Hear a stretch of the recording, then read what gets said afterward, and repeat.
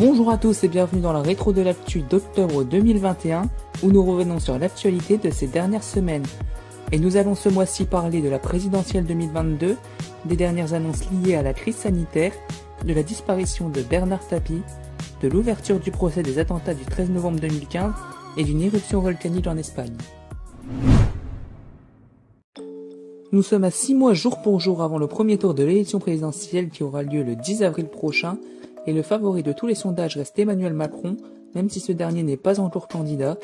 Jusqu'à maintenant dans les sondages, c'est le duel Macron-Le Pen de 2017 au second tour qui semblait se dessiner, mais un sondage Harris Interactive publié mercredi sème le doute. En effet, Éric Zemmour, qui lui non plus n'est pas déclaré candidat, est donné de 17 à 18% des voix selon les scénarios à droite, et Marine Le Pen entre 15 et 16%. En attendant chez les écologistes, le candidat désigné est Yannick Jadot, qui a remporté la primaire écologiste avec 51,03% des voix. De son côté, l'ancien Premier ministre Édouard Philippe a lancé ce samedi 9 octobre son parti Horizon. L'actuel maire du Havre a annoncé soutenir la réélection d'Emmanuel Macron si celui-ci se porte candidat. Édouard Philippe pourrait quant à lui penser à succéder à l'actuel président en 2027. La décrue de l'épidémie se poursuit de manière nette et continue, c'est ce qu'a annoncé le porte-parole du gouvernement Gabriel Attal en sortie du Conseil des ministres ce mercredi. De bonnes nouvelles qui permettent quelques allègements. Le protocole scolaire, déjà rétrogradé en stade 1 depuis le 4 octobre dans 47 départements, le sera désormais dans 68 au total, permettant notamment le retrait du masque à l'école primaire. Allègement mais prudence, il n'est pas encore question de l'enlever pour tous, dans la rue, au travail. Pas d'allègement non plus sur le pass sanitaire que le gouvernement n'exclut pas de prolonger jusqu'à l'été 2022. Enfin, dernière annonce, le déremboursement des tests Covid à partir de ce vendredi 15 octobre. Ils compteront désormais en moyenne 44 € pour un test PCR et 22 € pour un antigénique. Toutefois, la gratuité continuera de s'appliquer pour les personnes vaccinées, mineures, cas contacts ou malades.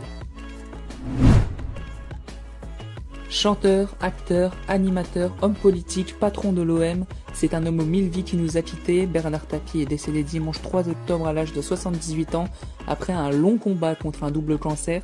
Une disparition qui laissera place à une semaine d'hommage en l'église de Saint-Germain-des-Prés. Pour la famille et d'autres personnalités invitées, c'était ce mercredi. Même si des milliers d'anonymes se sont réunis pour lui adresser un dernier au revoir. Après Paris, c'est donc Marseille, sa ville de cœur, qui a tenu à l'honorer. D'abord jeudi, où une chapelle ardente avec le cercueil du boss, surnom donné par les supporters marseillais, a été installée au stade Vélodrome. Dernier temps fort vendredi, avec les obsèques et inhumations de Bernard Tapie à Marseille, où il repose désormais. Un nouveau procès pour l'histoire après celui des attentats de Charlie Hebdo, c'est le procès des attentats du 13 novembre 2015 qui s'est ouvert le 8 septembre dernier. Il durera 9 mois. 20 personnes sont envoyées devant la cour d'assises, 14 personnes sont soupçonnées et détenues en France, en Belgique, dont Salah Abdeslam, seul membre encore en vie des commandos. Placé à l'isolement en France, il sera jugé pour association de malfaiteurs terroristes criminels et meurtre en bande organisée en relation avec une entreprise terroriste notamment. L'éruption volcanique de La Palma près du village de Las Manchas sur l'île de La Palma dans les îles Canaries en Espagne a commencé le 19 septembre 2021. Il s'agit de la première éruption sur l'île depuis l'éruption de Tenerife en octobre 71 et la première dans l'archipel des Canaries depuis l'éruption d'El Hierro en 2011. Alors que l'éruption du volcan Cumbre Vieja en termine avec sa 3e semaine, la catastrophe a pris ce samedi une autre ampleur.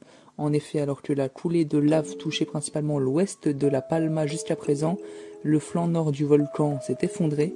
Résultat, une autre coulée de lave progresse à grande vitesse vers l'océan et ravage tout sur son passage, les experts mettant d'ailleurs en garde contre sa grande capacité de destruction dans plusieurs médias espagnols. C'est la fin de ce numéro de la rétro de l'actu, merci de l'avoir écouté. N'hésitez pas à nous rejoindre sur nos réseaux sociaux, on-podcast3 pour Twitter, on.podcast pour Instagram. On se retrouve le mois prochain. Vous venez d'écouter un podcast ? Donne Podcast par On Production en collaboration avec Aérin. Pour encore plus d'émissions, n'hésitez pas à nous soutenir sur notre page Tipeee. On Podcast. Écoutons le monde d'aujourd'hui et celui de demain.